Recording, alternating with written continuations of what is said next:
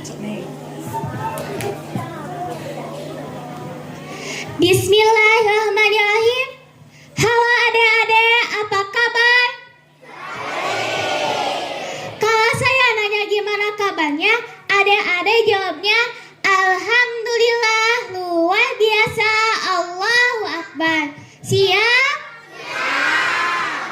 Adik-adik gimana kabarnya? Luar biasa, Allahu Akbar.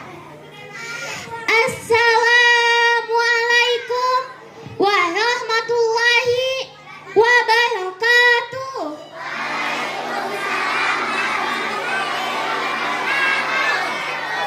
Semoga yang jawab salam saya insya Allah masuk surga.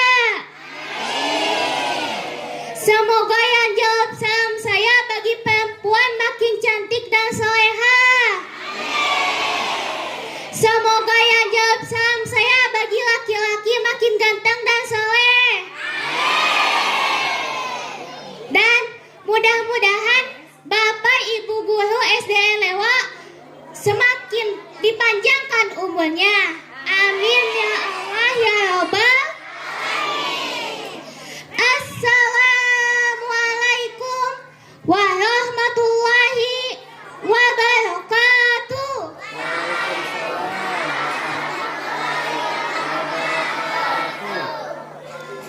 Hijau-hijau daun padi. Daun padi jatuh ke kali. Mentang-mentang saya bukan anak Kang Didi Mulyadi, jawab salam saya lama sekali. Saya ulangi sekali lagi ya. Assalamualaikum warahmatullahi wabarakatuh.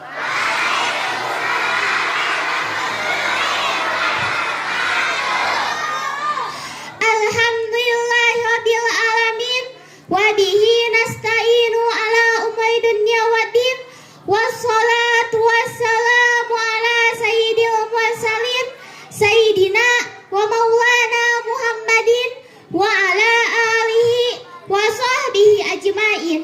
Amma ba'du. Pertama-tama marilah kita memanjatkan puji dan syukur kehadirat Allah Subhanahu wa taala atas segala kenikmatan yang telah diberikan kepada kita semua, sehingga kita bisa mengikuti acara hari ini tanpa ada halangan suatu apapun.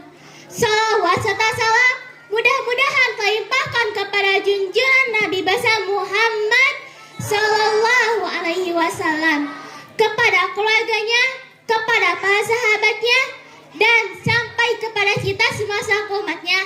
Amin ya Allah ya Rabbal. Yang saya hormati Kepala Sekolah SDN Lewa, yang saya hormati Bapak Ibu Guru Sekolah SDN Lewa, dan kawan-kawan seperjuangan yang saya banggakan dan saya cintai. Allah Subhanahu wa taala pernah berfirman di dalam Quran surat Al-Isra ayat pertama. Bismillahirrahmanirrahim. Subhanalladzi asra bi abdihi lailan minal masjidil harami ilal masjidil aqsa minal masjidil harami ilal masjidil aqsa alladzi barakana haulahu linuriyahu min ayatina innahu huwas samiul basir. Sadaqallahul adzim. Para hadirin rahimakumullah, manusia ini hidup dalam 3 dimensi waktu: masa lalu, masa sekarang, dan masa yang akan datang. Masa lalu adalah kenangan, masa sekarang adalah masa kenyataan, dan masa yang akan datang adalah masa harapan, impian, khayalan, atau cita-cita. Orang yang baik sesungguhnya adalah orang yang pandai mengambil pelajaran dari masa lalu untuk dapat menentukan sikap pada hari ini dan sekaligus merencanakan hari yang akan datang, sehingga hari ini harus lebih baik daripada kemarin, dan besok harus lebih baik daripada hari setelah. Isra dan Mi'raj, satu peristiwa masa lampau yang tetap tidak kehilangan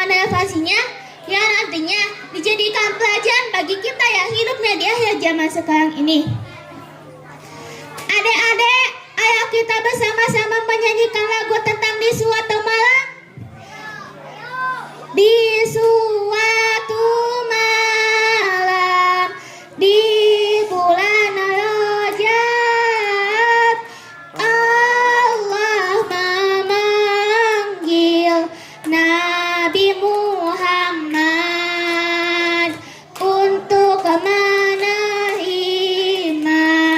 wahyu salat sehari malam 17 rakaat dari Masjidil Haram ke Masjidil Aqsa, dari Masjidil Aqsa ke Sidratil Muntaha. Dua rakaat, duhur asar 4, maghrib 3, isya 4. Jangan sampai lupa.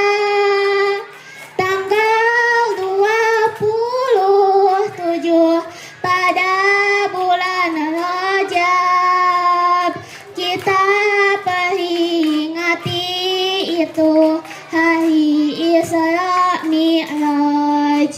Kita peringati itu hari Isra Mi'raj. Kalau kita perhatikan, hampir setiap bulan dalam Islam ini mempunyai nilai-nilai sejarah. Kalau kita bicara Muharram, misalnya diingatkan dengan peristiwa hijrah. Kita bicara bulan Ramadan, diingatkan dengan peristiwa nuzul Quran. Kita bicara bulan Zulhijjah, diingatkan dengan peristiwa kurban. Kita bicara bulan Syawal, diingatkan dengan Idul Fitri. Kita bicara bulan Rabiul Awal, diingatkan dengan Maulid Nabi. Dan kalau kita bicara bulan Rajab, kita diingatkan pada peristiwa Isra dan Mi'raj. Sebagai yang kita maklum, Quran itu memang bukan kitab sejarah, tetapi Al-Quran banyak menceritakan peristiwa-peristiwa bersejarah. Dan kalau kita perhatikan, gaya bahasa yang digunakan oleh Al-Quran dalam menceritakan peristiwa-peristiwa bersejarah itu berbeda satu dengan lainnya. Istimewa sekali bahwa untuk menceritakan Isra dan Mi'raj, Allah memulai ayatnya dengan menggunakan kalimat tasbih, seperti yang kita baca di dalam Quran surat Al-Isra ayat pertama. Bismillahirrahmanirrahim. Subhanalladzi asra bi abdihi lailam minal masjidil harami ila masjidil aqsa. Al-ayah, yang artinya Maha suci Allah yang telah menjalankan hambanya pada suatu malam dari Masjidil Haram di Mekah ke Masjidil Aqsa di Palestina. Adik-adik, ayo kita bersama-sama bersolawat. Ya Allah, lindungi kami. Ya Allah, sehatkan kami. Ya Allah, jaga kami. Ya Allah, sayangi kami. Salatullah, salamullah ala Toha Rasulillah. Salatullah, salamullah ala Yasin Billah. Ayo kita bersama-sama sekali lagi. Ya Allah, lindungi kami. Ya Allah, sehatkan kami. Ya Allah, jaga kami. Ya Allah, sayangi kami. Salatullah, salamullah ala Toha Rasulillah. Salatullah, salamullah ala Yasin Habibillah. Mari kita coba dekati kalimat ini per kalimat untuk memudahkan pengertian kita di dalam memahami peristiwa Isra dan Mi'raj ini. Ayat ini dimulai dengan kalimat Subhanalladzi. Dalam ilmu balaghah, kalimat semacam ini disebut dengan kalimat hijaz, yaitu kalimat yang redaksinya lengkap namun isinya padat. Di situ ada kata yang tersirat, yakni ya lillahi jalal, sehingga asli kalimatnya Subhanalladzi, Maha Suci Allah, dan ini disebut dengan kalimat tasbih. Adik-adik, ayo kita bersama-sama doa hajat. Allahumma barik lana fi Rajab wa Sya'bana wa balighna Ramadana wa hasilna qasidana. Ya Allah, berkahi kami di bulan Rajab dan bulan Sya'ban, serta sampaikanlah kami berjumpa bulan Ramadan. Amin ya Allah ya Rabbal. Banyak peristiwa-peristiwa bersejarah yang diceritakan dalam Al-Quran, tetapi jarang yang diawali dengan kalimat tasbih. Al-Quran menceritakan bagaimana Allah menciptakan Nabi Adam tidak dimulai dengan kalimat tasbih. Al-Quran menceritakan bagaimana Fir'aun dan bala tentaranya ditenggelamkan di Lautan Merah. Itu kejadian hebat, tidak dimulai dengan kalimat tasbih. Al-Quran menceritakan bagaimana umatnya Nabi Soleh, umatnya Nabi Hud, dan lain sebagainya yang ditelan gempa bumi, ditiup angin taufan, seluruhnya diceritakan dalam Al-Quran, tetapi tidak satupun yang dimulai dengan kalimat tasbih. Mari kita bersama-sama sholawat tasbih. Subhanallah walhamdulillah wala ilaha illallah wallahu akbar wala haula quwata illa billahil aliyil azim.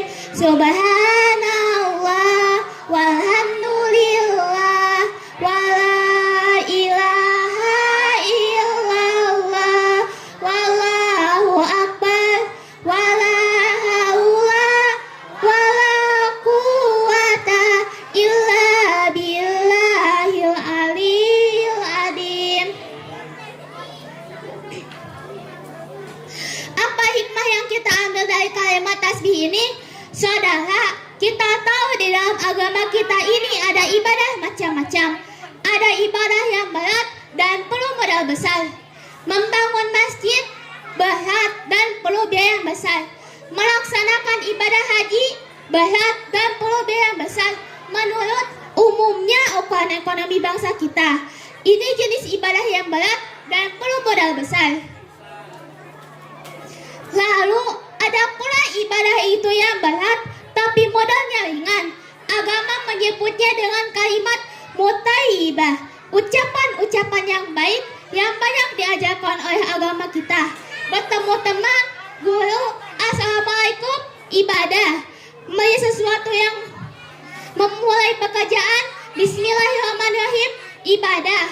Melihat sesuatu yang hebat, masya Allah. Melihat sesuatu yang luar biasa, subhanallah. Terkejut, astagfirullah. Mendapatkan nikmat, alhamdulillah. Terkena musibah, innalillahi wa inna ilaihi rajiun. Ibadah dengan modal yang ringan, Bapak mengucapkan kata-kata yang baik yang banyak diajarkan oleh agama kita. Ini kan ringan, tidak perlu syarat toharoh. Orang tidak punya wudu itu istighfar boleh, orang tidak punya wudu itu baca salawat boleh. Membiasakan mengucapkan kata-kata yang baik di dalam kehidupan. Itu hikmah yang kita ambil dari kalimat subhanalladzi. Mari kita bersama-sama sholawat tasbih. Subhanallah walhamdulillah wala ilaha illallah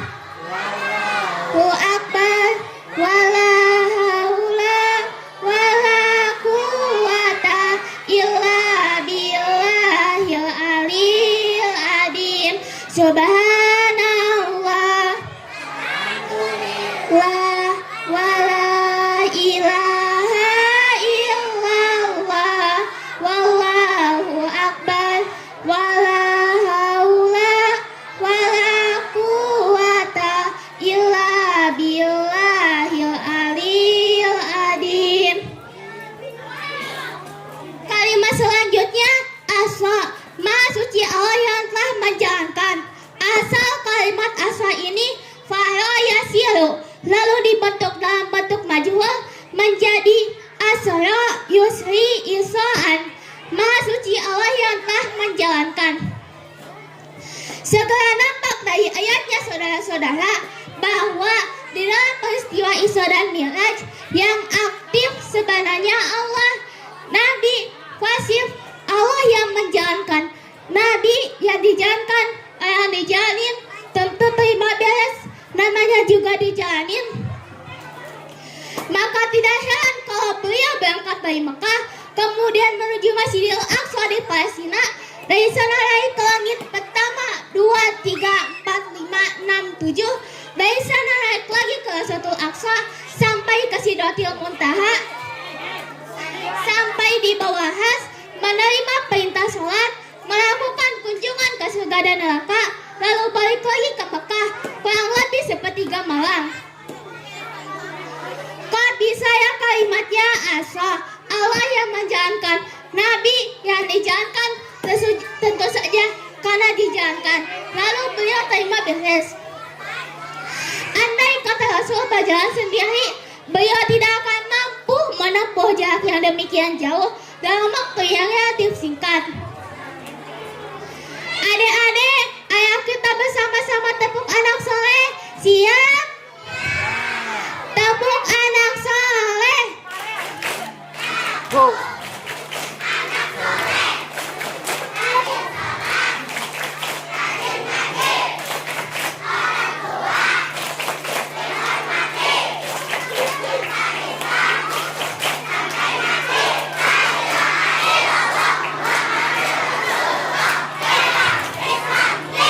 Sekali lagi ya, tepuk anak soleh.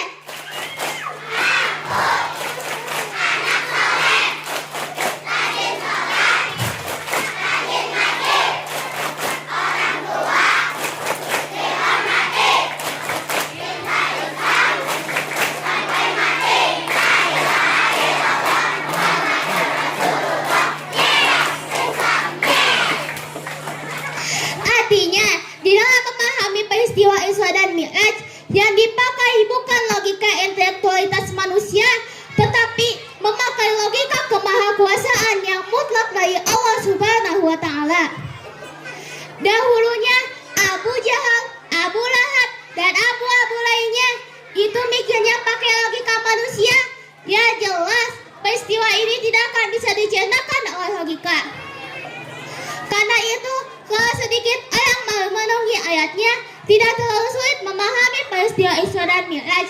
Dia kehendak Allah, bukan kehendak Rasulullah SAW. Ini kalimat asa. Kemudian kalimat bi'abadihi, Maha suci Allah yang telah menjalankan hambanya. Kenapa kok Allah memakai kalimat tidak langsung? Kan lebih enak saja kalau Allah misalnya Subhanalladzi asra bi Muhammad. Maha suci Allah yang telah menjalankan Muhammad. Begitu saja, kenapa sih? Kenapa harus pakai bi'abdihi? Maha suci Allah yang telah menjalankan hambanya. Pakai kata-kata hamba, apa maksudnya? Nah, di dalam kalimat hamba di sini ada dua data. Data pertama, kalimat hamba di sini menjelaskan bahwa Nabi Muhammad itu Isra dan Mi'raj dengan jasad dan dengan roh sekaligus. Sebab apa? Orang dipanggil hamba punya jasad dan dengan roh. Jasad tanpa roh namanya mayit. Roh tanpa jasad gentayangan, mungkin namanya pocong. Betul apa betul? Data yang kedua, kalimat hamba di sini menjelaskan bahwa Nabi Muhammad itu betul-betul oleh Allah telah diakui sebagai hambanya. Maka lalu dipanggil hamba di dalam ayat ini? Saudara mungkin lalu bertanya, kalau cuma sekedar urusan itu, apa kita ini bukan hamba Allah? Ya tentu kita hamba Allah. Kata siapa? Kata kita. Kalau kata kita namanya mengaku, orang mengaku tentu boleh-boleh saja namanya mengaku. Cuman diakui atau tidaknya ini menjadi masalah. Saya bisa saja berkata saya kenal dengan Kang Deddy Mulyadi, tapi apakah Kang Deddy Mulyadi kenal sama saya? Dengan kata lain, kalau kalimat hamba Allah keluar dari mulut manusia, nilainya murah. Kenapa murah? Sebab itu pengakuan. Tapi kalau keluar dari mulut Allah sendiri, itu yang mahal. Maksudnya bagaimana? Berapa banyak manusia di dalam hidup ini mulutnya berkata, saya hamba Allah, tapi perbuatannya membuktikan dia hamba dunia, hamba nafsu, budak jabatan, budak pangkat, tidak sesuai antara ucapan dengan perbuatannya. Adik-adik, ayo kita bersama-sama tepuk anak soleh lagi. Tepuk anak soleh.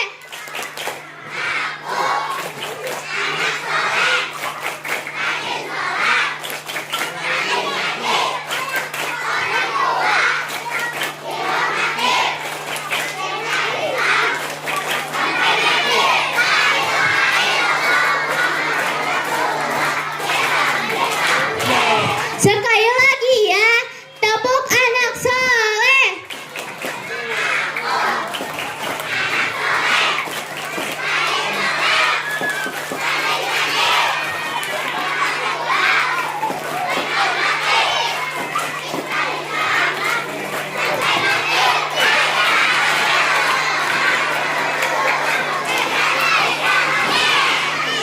Dari kalimat biabihi kita bisa ambil hikmah. Sekali kita menghamba kepada Allah, jangan menghamba kepada yang selain Allah. Sebab kalimat syahadat yang kita ucapkan punya konsekuensi. Asyhadu alla ilaha illallah, saya bersaksi tiada Tuhan selain Allah, maka saya tidak akan pernah menyembah kecuali hanya kepada Allah. Saya tidak akan pernah takut kecuali hanya kepada Allah. Saya tidak akan pernah menggantungkan hidup kecuali hanya kepada Allah. Konsekuensi yang logis daripada kalimat ucapan syahadat ini, sekali kita menghamba kepada Allah, jangan menghamba kepada yang selain Allah. Adapun Nabi sebelum dipanggil biabihi, kita baca dari sejarah tahun-tahun sebelum beliau dipanggil biabihi, tahun kelabu, amul hujan di dalam sejarah itu, tahun duka cita. Beliau ditinggal oleh pemandu cintanya Abu Thalib. Setelah pemandu cintanya meninggal, istri tercinta pun wafat, Siti Khadijah. Wafat kedua pelindung itu makin meningkat gangguan kafir Quraisy, dihina, dicemoohkan, dicaci maki, dilontai dengan kotoran onta, bahkan akan diancam untuk dibunuh. Lulus dari semua itu, lalu Allah panggil beliau biabdihi. Seolah Allah mengatakan, Muhammad itu betul-betul hambaku, tidak bergeser ke hambaan yang lainnya, apapun yang menimpa dia. Mari kita bersama-sama doa hajat. Allahumma barik lana fi Rajab wa Sya'bana wa balighna Ramadana wa hasil maqasidana. Ya Allah, berkahi kami di bulan Rajab dan bulan Sya'ban, serta sampaikanlah kami berjumpa bulan Ramadan. Amin ya Allah ya Rabbal. Nah, kemudian apa tujuan daripada Isra dan Mi'raj ini? Hakikatnya cuman Allah yang tahu. Namun kalau kita lihat di penghujung ayatnya, kita akan menemukan kalimat linuriyahu min ayatina.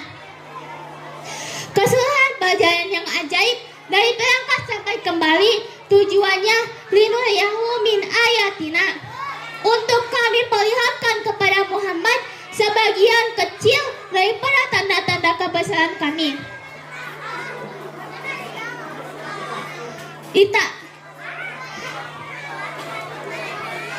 Dan itu merupakan tampil contoh buat kita yang hidupnya di zaman sekarang ini.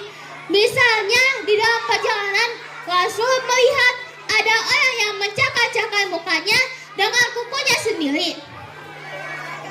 Beliau bertanya, "Ya Jibril, itu orang macam apa?" Jibril yang waktu itu bertindak sebagai bodyguard menjelaskan, "Muhammad, itulah contoh daripada umatmu, orang-orang yang suka memeluk-pelukkan saudaranya sendiri." Ditampilkan bagaikan mencakar-cakar mukanya dengan kukunya sendiri. Sebab muslim ini bersaudara seperti satu tubuh. Jika yang satu sakit, yang lain akan ikut merasakan sakit. Jika yang satu terinjak, yang lain akan merasakan akibatnya. Orang yang membeluk-belukkan saudaranya sendiri, hakikatnya mencakar-cakar mukanya dengan kukunya sendiri. Lalu beliau melihat pula ada orang yang dipotong lidah. Kata malaikat Jibril, "Itu tampil daripada umatmu, orang-orang yang suka mengumpat kepada pembuat fitnah, tukang bikin gosip dan menjelek-jelekan orang lain.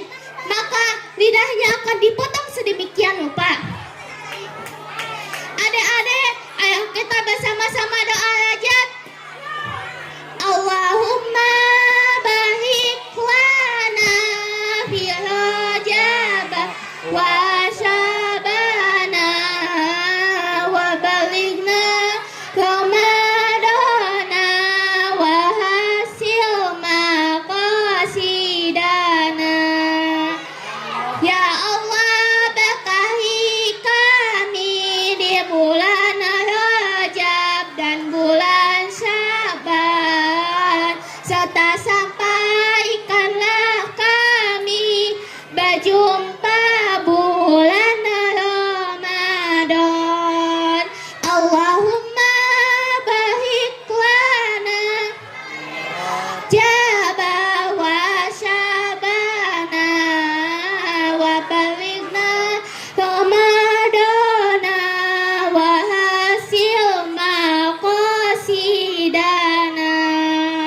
Ya Allah, berkahi kami di bulan Rajab dan bulan Sya'ban, serta sampaikanlah kami berjumpa bulan Ramadan. Lalu beliau melihat pula ada orang yang memikul kayu. Sudah cukup berat, dia membawa beban yang sudah cukup berat itu. Anehnya malah beban yang sudah cukup berat itu bukannya dikurangin, malah ditambahi. Makin berat, makin ditambah, makin berat, makin ditambah. Sampai Nabi heran dan tanya, "Jibril, apalagi kalau ini?" Nah, ini tampil daripada umatmu, orang-orang yang dipercayakan untuk memikul satu amanah, tetapi amanah yang satu belum dikerjakan, sudah menerima amanah yang lainnya, maka bertumpuk-tumpuk di pundaknya amanah yang harus disampaikan. Lalu beliau melihat pula ada sekelompok orang, hari itu dia menanam, hari itu juga tumbuh, hari itu juga keluar buahnya, dipetik, lalu keluar lagi buahnya, tiap kali dipetik, tiap kali keluar buahnya. Kata malaikat Jibril, "Muhammad, itu tampil daripada umatmu, orang-orang yang gemar memberikan bantuan kepada orang yang memerlukannya. Mereka yang rajin sedekah, membantu fakir miskin, menyantuni yatim piatu, membantu pengembangan dakwah madrasah dan pesantren." Dan di dalam peristiwa Isra dan Mi'raj, Nabi Muhammad menerima wahyu yang awalnya 50 waktu menjadi 5 waktu. Adik-adik, salat itu ada berapa waktu? Yang pertama, salat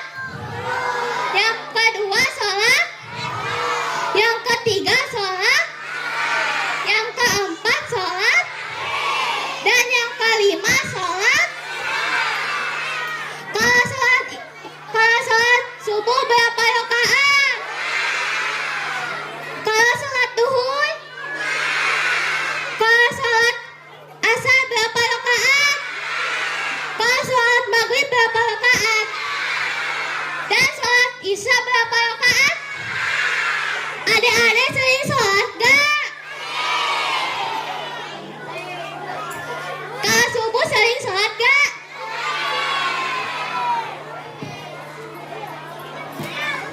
Hadirin rahimakumullah. Isya. Siapa yang mau jadi sukses? Siapa yang mau jadi orang kaya? Siapa yang mau jadi pintar? Nah, di dalam Isra dan Mi'raj mengajarkan bahwa yang pertama, jangan putus asa. Setelah kesedihan, pasti ada kemuliaan. Yang kedua, dekatkan diri kepada Allah, terutama lewat sholat. Yang ketiga, perbaiki akhlak. Ibadah tanpa akhlak hanya akan jadi rutinitas kosong. Yang keempat, jangan malas. Orang sukses bukan orang yang paling pintar, tetapi orang yang paling istiqomah.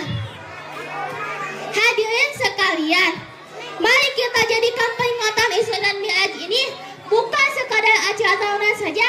Jangan hanya datang, duduk, dengar lalu pulang, tetapi pulang membawa perubahan. Sholat lebih tepat waktu, akhlak lebih baik, dan iman lebih kuat. Bulan Rajab mengajarkan kita untuk memperbanyak istighfar dan taubat. Rajab adalah waktu yang tepat untuk membersihkan hati, memperbaiki diri, dan menata niat. Kalau selama ini sholat kita masih bolong, bacaan masih terburu-buru, atau akhlak masih menyakiti orang lain, maka bulan Rajab adalah waktu yang tepat untuk berubah. Hadirin yang dimuliakan Allah, Rasulullah SAW pernah berdoa, Allahumma barik lana fi Rajab wa Sya'bana wa barikna Ramadana wa hasil maqasidana.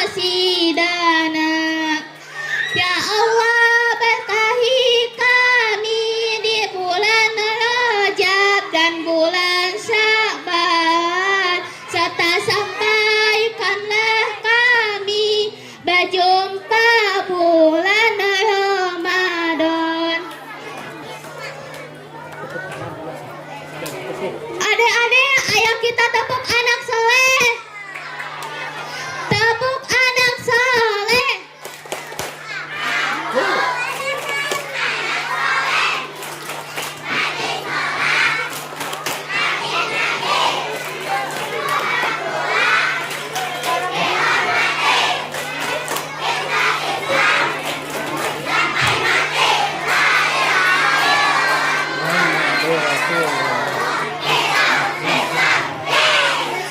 Doa ini menunjukkan bahwa bulan Rajab bukan bulan biasa, ia adalah bulan untuk berubah.